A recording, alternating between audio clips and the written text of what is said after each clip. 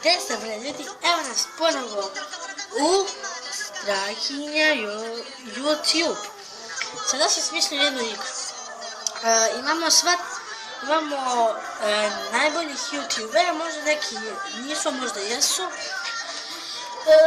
Na papirićima ovo sve piše, evo Marko, Luka, Sebi, Enderman, Bogdan.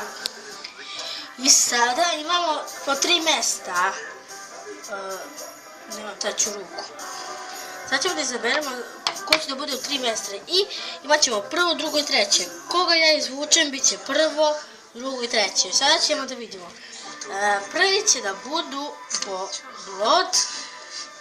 Blood, Serbian Enderman i Marko. Oni će da se takmiče sada za prva ekipa. Lazar, novi YouTuber, Luka i Bogdan iz Serbije će da se takmiče. Sljedeća ekipa je Muđa, Đole iz Zobra. Sada ćemo da sakrijemo. Sada ćemo Đole, Zobru i Muđu da izmešamo. Evo vidite, ne gledam. Sada prvo mesto će da bude u trećoj ekipi Đole. Drugo mesto će da bude ovo Muđa, a treće Zobra.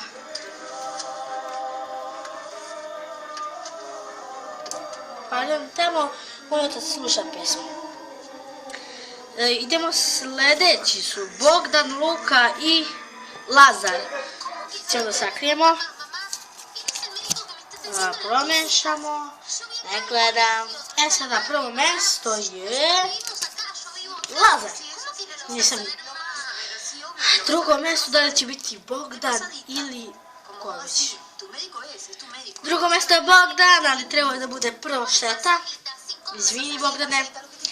A Luka je treće, izvini. Imamo sada Serbian Enderman, Marko i Blood. Svi su ovo dobri.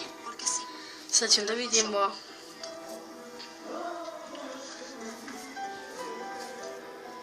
Dobro, prvo mesto je